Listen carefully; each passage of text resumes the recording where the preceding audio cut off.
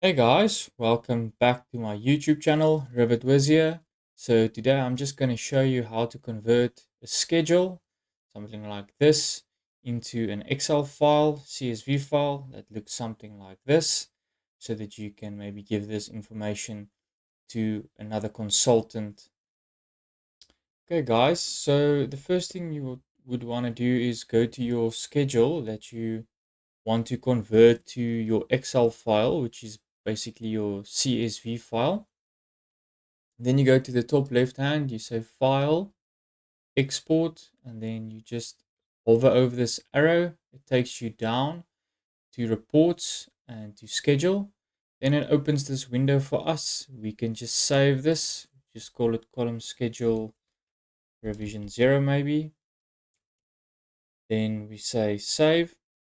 Now it gives you this window here. You can just leave all of this ticked, and then the field delimiter is basically the separation between your specific columns. You'll see what I mean once we actually converted this file. So then you just press OK, and then it will generate this file for you.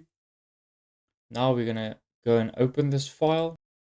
Now that we've found this specific file that we saved, just going to double click on it. So it opens in the Excel format, but now obviously this doesn't make sense at all. So what you want to do here is just highlight the whole first column. You'll see it's all in one column. Then you go to data, text to columns. You're going to say here delimited. We're going to say next, and then we're going to choose comma because it's going to take out the tab, because the comma is what we've chosen when we converted this, so that we can convert it into our table format. Then we're going to go next and finish. And then we just highlight all of these columns and double click.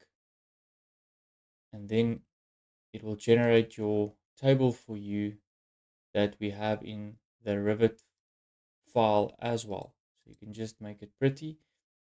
So that's how you convert the Revit file to a CSV file, which is the Excel file. You can do it with any of your schedules. This is actually mainly used when you convert your coordinates to a CSV file to give to the surveyor, or if the QS maybe wants this specific file in an Excel format.